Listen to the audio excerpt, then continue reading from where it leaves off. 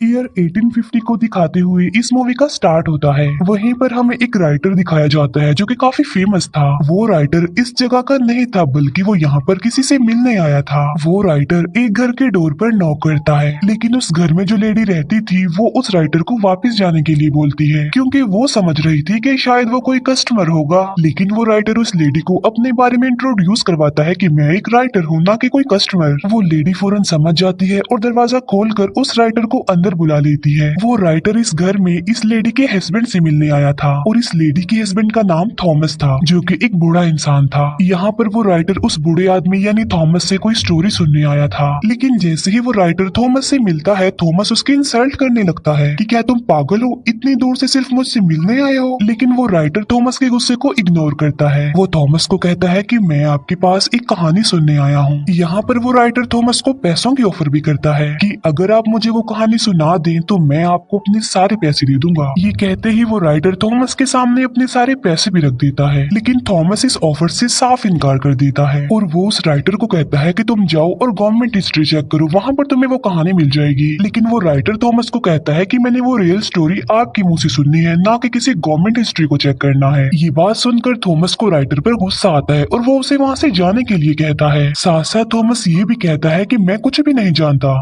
ये बात सुनकर वो राइटर अपसेट होकर वहाँ से जाने लगता है, लेकिन जो थॉमस की वाइफ होती है वो राइटर को वहाँ से जाने नहीं देती, वो उसका रास्ता रोक लेती है। थॉमस की वाइफ राइटर से माफी भी मांगती है उसके हस्बैंड के बिहेवियर पर। थॉमस की वाइफ राइटर को कहती है कि तुम उसकी किसी भी बात का माइंड मत करना, क्योंकि उस स्टोरी के बारे में थॉमस ने आज तक किसी को भी नहीं बताया, इवन मुझे भी नहीं। और यहाँ पर थॉमस की वाइफ खुद थॉमस के पास जाकर उससे रिक्वेस्ट करती है कि वो अपनी स्टोरी सुनाए और उस इंसिडेंट के बारे में जो उनके साथ पेश आया था। तो फाइनली थॉमस अपनी वाइफ की रिक्वेस्ट सुनकर स्टोरी सुनाने के लिए एग्री हो जाता है। दूसरी बात ये है कि वो लोग काफी गरीब थे, उन्हें पैसों की जरूरत भी थी, इस वजह से भी थॉमस को मानना पड़ता है। थॉमस उस राइटर को अपने पास बुलाता है और उससे कहता है कि मैं तुम्हें सिर्फ उतनी ही स्टोरी सुनाऊंगा जितनी तुम बर्दाश्त कर सकोगे, क्योंकि ये कोई आम बच्चों की कहानी नहीं थी बल्कि ये काफी दुखी कहानी थी। थॉमस बताता है कि ये मेरी लाइफ का एक ऐसा इंसिडेंट था जिसने मुझे चेंज कर दिया। और अब थॉमस अपनी कहानी सुनाना स्टार्ट कर देता है। ये ईयर 1820 होता है। ये उस वक्त की बात है जब समंदर में वेल का शिकार किया जाता था। अब क्योंकि वेल का ऑयल काफी महंगा था इसीलिए उसका शिकार किया जाता था। उस वक्त काफी लोग वेल के ऑयल का बिजनेस किया करते थे और ये चीज उनमें कोई नॉर्मल नहीं थी, बल्कि लोगों को तो वेल का शिकार करने का, उसका ऑयल निकालने का बहुत ज्यादा क्रेज था। इवन लोग इस बात पर बेट भी लगाया करते थे कि जितने भी शिप समंदर में जा रहे हैं उसमें से ज्यादा ऑयल कौन सा शिप लेकर आएगा। वहीं पर हमें एक पर्सन दिखाया जाता है जिसका नाम होता है ओविन। ओविन जो कि एक कंपनी के लिए काम करता था। ओविन की एक वाइफ भी थी। इसका मतलब ये था कि वो अपनी लाइफ में बहुत खुश था। ओविन जिस कंपनी के लिए काम किया करता था उनका काम भी ये था कि वो वेल्स का शिकार किया करती थी। जाहिर सी बात है ये कंपनी भी ऑयल हासिल करने के लिए ऐसा किया करती थी। ओविन उस कंपनी के हेड से मिलता है। वो ओविन को बताते हैं कि इस बार हम समंदर में वेल का शिकार करने के लिए अपना सबसे एक्सपेंसिव शिप भेजने वाले हैं। वो लोग ओविन को कहते हैं कि उस शिप का ऑफिसर हम तुम्हें बनाकर भेजने वाले हैं। ये बात सुनकर ओविन काफी अपसेट हो जाता है क्योंकि इन लोगों ने ओविन से प्रॉमिस किया था कि नेक्स्ट टाइम तुम ही कैप्टन बनोगे, लेकिन उन लोगों ने अपना वादा पूरा नहीं किया क्योंकि वो तो कैप्टन किसी और को बना रहे थे और जिसको वो कैप्टन बनाना चाहते थे उसका नाम जॉर्ज था। जॉर्ज असल में कंपनी के एक ऑनर का बेटा था। इस बार भी कंपनी के वो हेड्स ओविन से प्रॉमिस करते हैं कि हम नेक्स्ट टाइम तुम्हें ही कैप्टन बनाएंगे। अब क्योंकि ओविन एक काबिल इंसान था इसीलिए उसकी सैलरी बढ़ा दी जाती है और इसीलिए ओविन उनकी ये बात मान लेता है और वो उन लोगों को कहता है कि मुझे रिटर्न फॉर्म में दो कि नेक्स्ट टाइम तुम मुझे ही कैप्टन बनाओगे। फिर हम देखते हैं कि ओविन अपने सफर पर जाने के लिए तैयारियां वगैरह कर रहा था।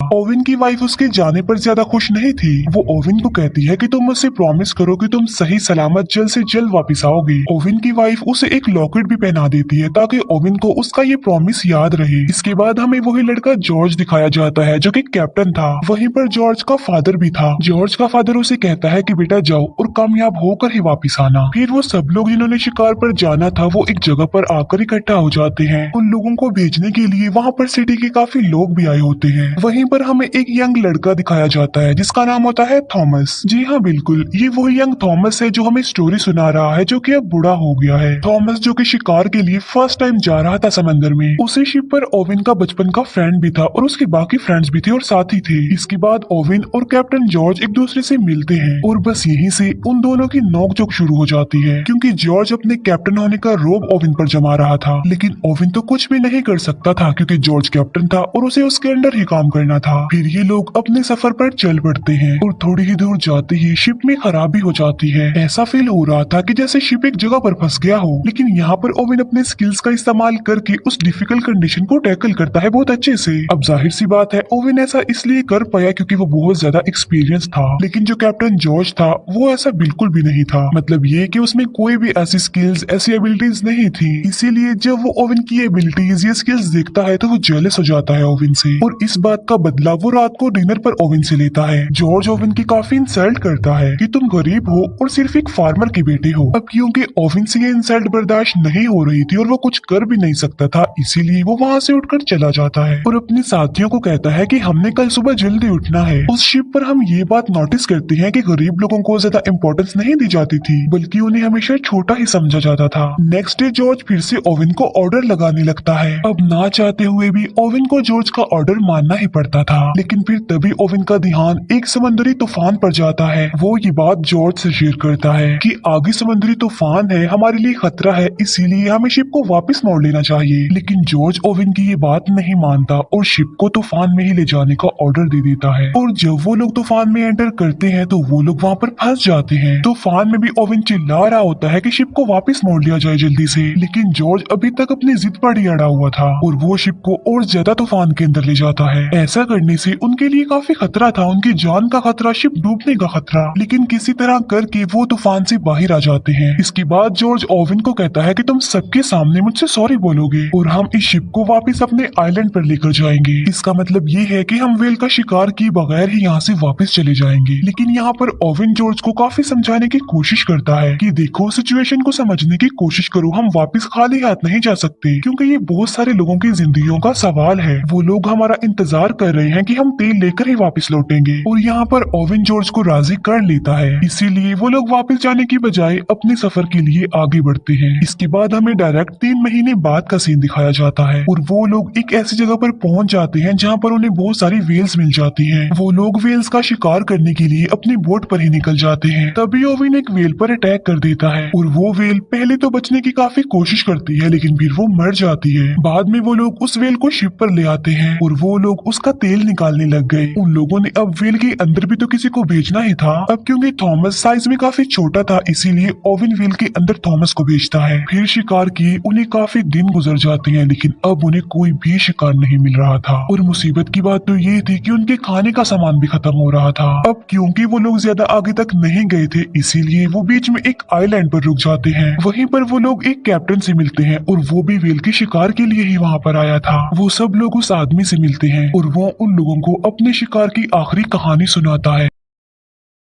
वो बताता है कि हम समंदर के बिल्कुल बीचों बीच आ गए थे, जहाँ पर उनका सामना समंदर की सबसे बड़े वेल से हुआ और वो वेल बहुत ज्यादा लंबा और बड़ा था, जिसे ग्रेट वेल कहा गया है। लेकिन ग्रेट वेल ने उनके शिप पर अटैक कर दिया, जिससे उनका शिप डिस्ट्रॉय हो गया, जिससे कैप्टन का एक हाथ और एक बाजू टूट गया और उसके बाकी साथी भी मर गए। लेकिन वो लोग उसकी बातों को सीरियस नहीं लेते। वो सोच रहे थे कि ये कोई मनगढ़ंत कहानी सुना रहा है, इसीलिए वो कैप्टन वहाँ से चला जाता है। लेकिन अब इन लोगों के दिल में लालच आ गई थी कि हमें भी उस जगह पर जाना चाहिए जहाँ पर वो ग्रेट वेल है। इसके बाद वो उस लोकेशन पर जाने के लिए आगे बढ़ते हैं। फिर हमें डायरेक्ट 14 महीने बाद की कहानी दिखाई जाती है और इतना ज्यादा सफर करने के बाद फाइनली वो उस जगह पर पहुंच जाते हैं जिसका उस कैप्टन ने इन लोगों को बताया था और जहाँ पर वो ग्रेट वेल था। वो सब लोग अपने अपने हथियार लेकर, बोट्स लेकर उस जगह पर जाने लगे। अभी वो लोग आगे बढ़ ही रहे होते हैं कि ओवन की बोट पर कोई अटैक कर देता है, जिसकी वजह से वो लोग बोट से गिर जाते हैं और यहाँ पर वो लोग लोग फर्स्ट टाइम अपनी आंखों के सामने इतना बड़ा व्हेल, वो ग्रेट व्हेल देखते हैं। ये बिल्कुल वैसा ही व्हेल था जैसे उस कैप्टन ने स्टोरी सुनाई थी, लेकिन वो ग्रेट व्हेल फिर वहाँ से जाने लगी। लेकिन ओवेन के जो बाकी साथी थे वो अभी तक बोट में ही बैठे हुए थे, इसीलिए मौके का फायदा उठाकर वो एक व्हेल पर अटैक कर देते हैं, जिससे वो व्हेल को तो मारने में कामयाब हो जाते हैं। लेकिन उन्हें ऐसा करता देख वो ग्रेट व्हेल देख लेती है, इसीलिए वो सीधा आकर उनकी शिप पर ही अटैक कर देती है, जिसकी वजह से शिप डूबने लगती है। जॉर्ज भी बोट में बैठा हुआ ये सब कुछ देख रहा था, इसीलिए वो उस व्हेल को वहीं पर छोड़कर वापस अपने शिप की तरफ आने लगता है। अब क्योंकि उनका शिप डूबने लगा था तो इसीलिए जॉर्ज सबको ऑर्डर देता है कि वो शिप को छोड़ दे जल्दी से। वो सब लोग अब बोट्स में आ गए और जितना भी खाना पीना उनके हाथ लग गया था वो उसे ले लेते हैं। इसके बाद नेक्स्ट मॉर्निंग हम देखते हैं कि वो वहाँ से निकलने के लिए समुद्री मैप को देख रहे थे, लेकिन उन लोगों का वहाँ से निकलना अब काफी मुश्किल हो गया था, क्योंकि वो लोग फिर से एक समुद्री तूफान में फंस चुके थे। इसी तूफान में ओवेन का बचपन का फ्रेंड भी काफी इंजर्ड हो जाता है। अब आहिस्ता आहिस्ता दिन गुजरने लगे। ओवेन अपने जख्मी फ्रेंड की मदद किया करता था, जबकि ओवेन के बाकी साथियों को वो सिर्फ बोझ ही लग रहा था और कुछ नहीं। इसके बाद हमें एक महीने बाद की स्टोरी दिखाई जाती है, जहाँ पर इन लोगों के पास अब खाना भी खत्म हो गया था। उनकी हालत इतनी ज्यादा खराब हो गई थी कि अनकरीब वो मरने वाले थे। लेकिन तभी उनके एक साथी को जमीन नजर आ जाती है, इसीलिए उन्हें थोड़ी तसल्ली हो जाती है और वो उस जमीन की तरफ जाने लगते हैं। अभी वो लोग बस किनारे तक पहुंचने ही वाले होते हैं कि ओवेन को वहाँ पर कुछ फील होता है, और वो कोई और नहीं बल्कि ग्रेट व्हेल थी,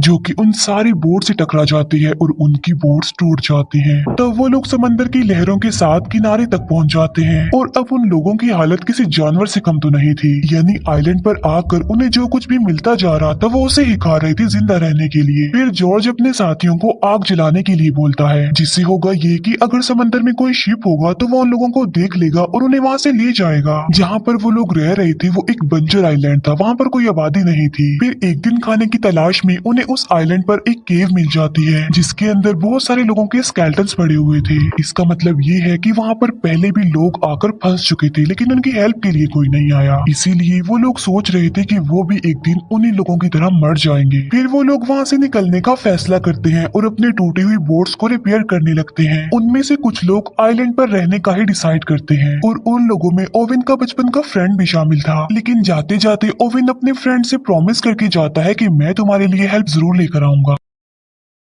फिर इसके बाद हमें 48 दिन बाद की कहानी दिखाई जाती है, और उन लोगों का काफी बुरा हाल था। खाए पिए बगैर वो लोग बहुत मुश्किल से ही जिंदा थे। और फिर हमें दिखाया जाता है कि उनका एक साथी मर जाता है। तब ओवन का एक फ्रेंड उसकी डेड बॉडी को समंदर में फेंकने वाला था, लेकिन फिर वो लोग एक काफी अजीब चीज डिसाइड करते हैं। वो डिसाइड करते हैं कि हम इसको फेंकेंगे नहीं बल्कि हम इसको खा लेंगे। अब क्योंकि ऐसा करना तो उनके लिए काफी मुश्किल था, लेकिन इसके अलावा उनके पास और कोई ऑप्शन भी तो नहीं था। सब लोग इस बात की वजह से काफी अपसेट भी होते हैं, लेकिन जिंदा रहने के लिए अब उन्हें कुछ तो करना ही था ना, क्योंकि वो एक ऐसी सिचुएशन में फंस गए थे कि वो बिल्कुल बेबस थे। इसीलिए वो अपने उस फ्रेंड को खा लेते हैं, और कहानी फिर वापस से प्रेजेंट टाइम में आ जाती है, जहाँ पर हमें बूढ़ा थॉमस दिखाया जाता है। जहाँ पर थॉमस काफी दुखी था कि उन्हें अपने ही साथियों की डेड बॉडी को खाना पड़ा। लेकिन तभी ओवेन की वाइफ भी वहाँ पर रोती हुई आ जाती है। वो अपने हस्बैंड की दुख भरी कहानी सुनकर और ज्यादा दुखी हो गई थी। फिर वो थॉमस को कहती है कि इसकी आगे की स्टोरी सुनाओ। फिर उस इंसिडेंट के बाद एक महीने बाद का सीन दिखाया जाता है, जहाँ पर ये लोग अभी तक समंदर में फंसे हुए थे और वहीं पर भटक रहे थे। अब क्योंकि भूख की वजह से उनका काफी बुरा हाल था, इसीलिए वो मजबूर होकर सरवाइव करने के लिए आपस में ही एक गेम खेलते हैं, जिस गेम में अगर कोई हार जाता था तो उसे मार दिया जाता था, और बाद में वो सारे साथी मिलकर उसे खा लेते थे। फिर एक दिन वो कैप्टन जॉर्ज हार जाता है। जॉर्ज अपने कजन को गन देकर कहता है कि तुम मुझे शूट कर दो और मुझे मार डालो, लेकिन जॉर्ज का वो कजन उसे शूट करने की बजाय खुद को ही शूट कर लेता है और बाकी लोग उसे खा लेते हैं। फिर एक दिन उन्हें फिर से वही ग्रेट व्हेल दिखाई जाती है। तब ओवेन उस व्हेल पर अटैक करने ही वाला होता है कि तभी ओवेन उस व्हेल की आंख देख लेता है, इसीलिए ओवेन उस व्हेल पर अटैक नहीं करता और वो भी वहाँ से चली जाती है। फिर काफी दिन बाद एक शिप दिखाया जाता है, और उस शिप के लोग जॉर्ज की बोट को देख लेते हैं, इसीलिए वो लोग उनकी हेल्प करते हैं। और जब शिप का कैप्टन ये देखता है कि बोट में इंसानी हड्डियां पड़ी हुई हैं, तो वो काफी शॉक्ड रह जाता है। और वो बोट जिसमें ओवेन और थॉमस थी वो तो दूसरी बोट से अलग हो चुकी थी। ओविन और थॉमस का काफी बुरा हाल था, वो मर रहे थे। लेकिन फिर तभी ओविन की नजर एक शिप पर पड़ती है और वो हेल्प के लिए उस शिप को बुला लेते हैं और फिर इस खतरनाक सिचुएशन से वो बाहर आ जाते हैं। फाइनली उन लोगों को बचा लिया जाता है और कुछ दिनों बाद उन्हें उनके घर पर लाया जाता है, जहाँ पर सिटी के लोग उन लोगों को देखकर काफी हैरान रह जाते हैं क्योंकि उन्होंने तो एक्सपेक्ट किया था कि ये तो कब से ही मर चुके होंगे। वहीं पर ओविन की वाइफ भी उसके लिए वेट कर रही थी। ओविन की वाइफ जल्दी से उसके पास आती है और वो दोनों मिलते हैं। फिर उसी दिन ओविन और थॉमस मिलते हैं, जहाँ पर ओविन थॉमस को निशानी के तौर पर अपने वेल पिन दे देता है। इसके बाद कंपनी के लोग ओविन और जॉर्ज को बुलाते हैं उनसे स्टोरी सुनने के लिए जो उनके साथ समंदर में बीत चुका।